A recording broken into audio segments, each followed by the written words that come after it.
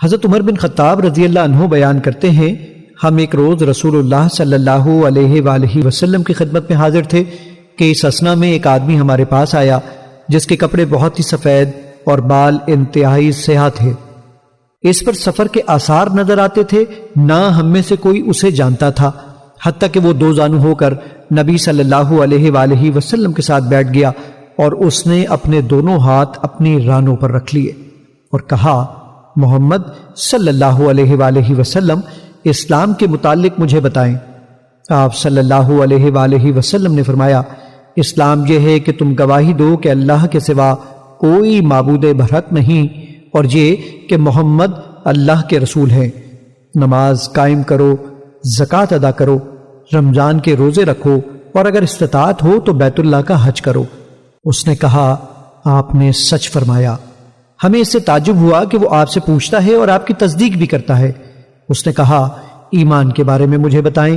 آپ صلی اللہ علیہ وآلہ وسلم نے فرمایا، یہ کہ تم اللہ پر، اس کے فرشتوں، اس کی کتابوں، اس کے رسولوں اور یوم آخرت پر ایمان لاؤ، اور تم تقدیر کے اچھا اور برا ہونے پر ایمان لاؤ۔ اس نے کہا، آپ نے سچ فرمایا۔ پھر اس نے کہا، احسان کے بارے میں مجھے بتائیں۔ آپ صلی اللہ علیہ وآلہ وسلم نے فرمایا، یہ کہ تم اللہ کی عبادت اس طرح کرو گویا تم اسے دیکھ رہے ہو، اور اگر تم اسے نہیں دیکھ سکے تو وہ یقیناً تمہیں دیکھ رہا ہے۔ اس نے کہا، قیامت کے بارے میں مجھے بتائیں۔ آپ صلی اللہ علیہ وآلہ وسلم نے فرمایا، مسئول اس کے متعلق سائل سے زیادہ نہیں جانتا۔ اس نے کہا، اس کی نشانیوں کے بارے میں مجھے بتا دیں۔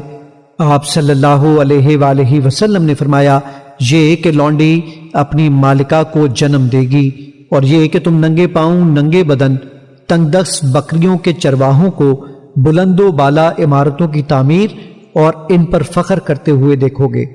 عمر رضی اللہ عنہ نے فرمایا، پھر وہ شخص چلا گیا۔ میں کچھ دیر ٹھہرا، پھر آپ صلی اللہ علیہ وآلہ وسلم نے مجھ سے پوچھا، عمر، کیا تم جانتے ہو سائل کون تھا؟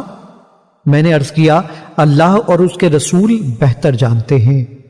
آپ صلی اللہ علیہ وآلہ وسلم نے فرمایا، وہ جبریل علیہ السلام تھے، وہ تمہیں تمہارا دین سکھانے کے لیے تمہارے پاس تشریف لائے تھے۔ مشکوٰۃ المصابیح حدیث نمبر 2۔